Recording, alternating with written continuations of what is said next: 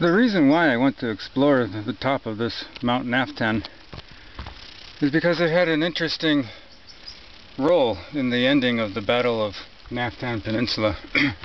About a mile that way, I think that way south, I found a trench. I have a feeling that was probably the last front line of the American Marines as they pushed down that way.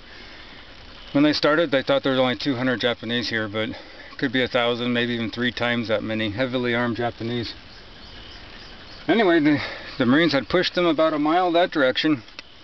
One night, during the night, 500, that was all of the remaining surviving Japanese soldiers, 500 of them, heavily armed, snuck through the front line and came up this way. And right on the other side of this cliff, maybe a half a mile that direction, is the airport. And by that time, the airport was now in the American military hands. Had American planes there for the battle. And those 500 Japanese that snuck through the front lines at Naftan blew up many of the parked American planes at the old Aslito airfield, now called Isley Airfield.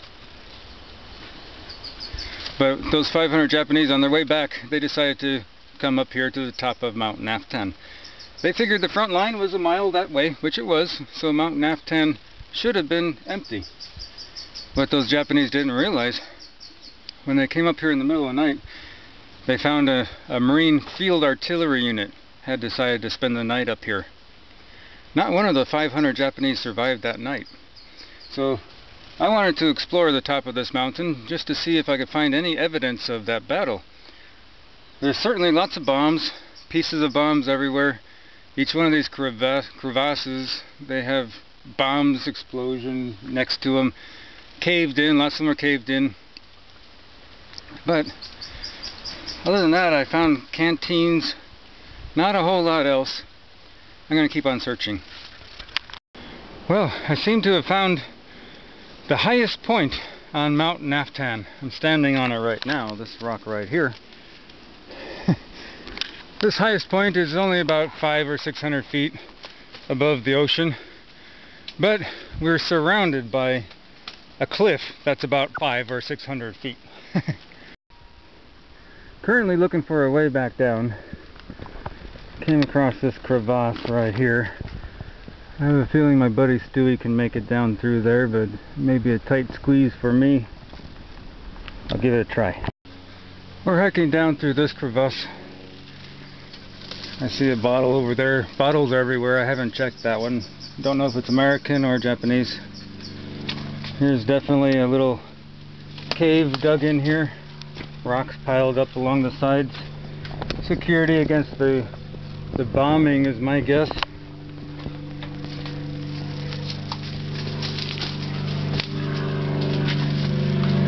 I hear a small plane flying overhead. Reminds me of the battle. Maybe we should take cover now.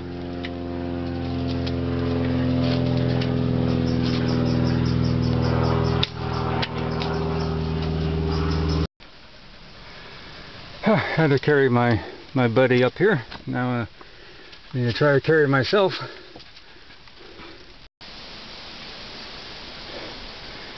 You can see this crack has been hit by a bomb right here. It collapsed. It continues over on that side. You can kind of see down there. I'd sure love to get down there. Certainly can't here.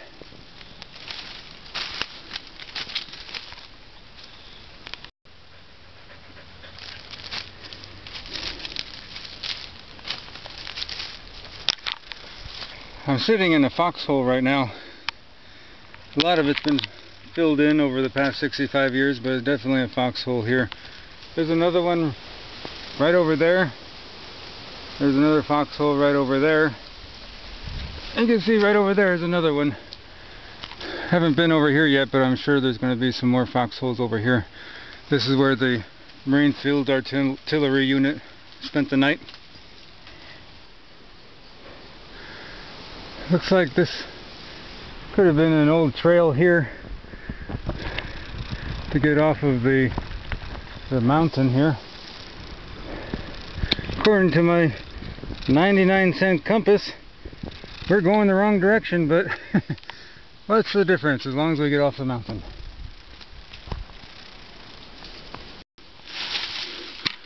We're almost off of the Mount Naftan now, but I'm searching around the base of these cliffs looking for a cave. Looks like an interesting small cave here, natural cave. I'm going to see if I can get up there and take a look at it. Find a good hole here. There we go.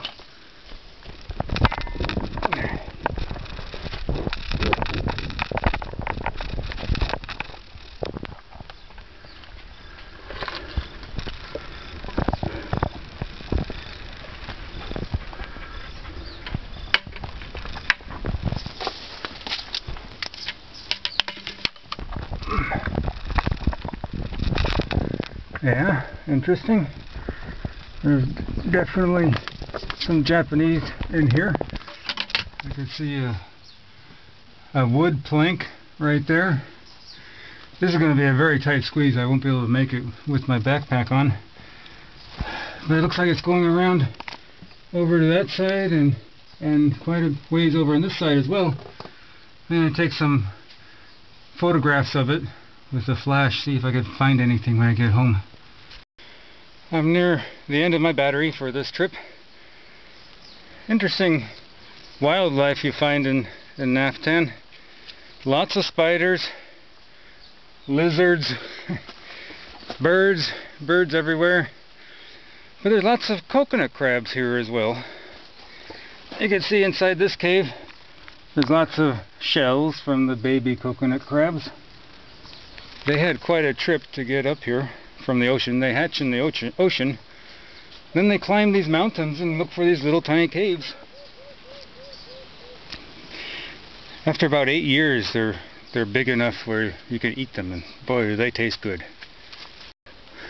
Every little natural hole in the ground was utilized by the Japanese for their defense. You can see they piled some rocks up around another little cave up there. Piled some rocks over here trying to protect themselves. There's a bottle. Over on this side's a deep hole. They built a earth wall around it. Maybe they even had a roof on top of it.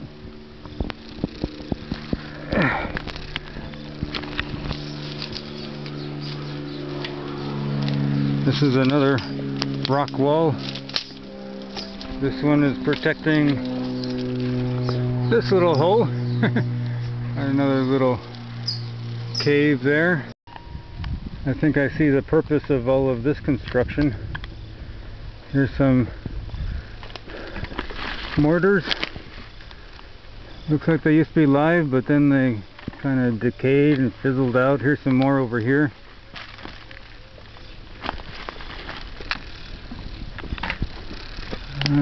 Wonder if that's just the shell or is it still live? No telling what. I find it really interesting in the jungles of Naftan, pretty much everywhere in Saipan, trying to figure out what was here 65 plus years ago. You can see the Japanese were building a rock wall right here. Trying to figure out why would they build it right here. There's a natural wall over on this side, natural defense. There's a wall over on this side as well. But this wall looks like they never had enough time to complete it. Right here is a cave, collapsed, got hit by a bomb. You can see the side is scorched there from American flamethrowers.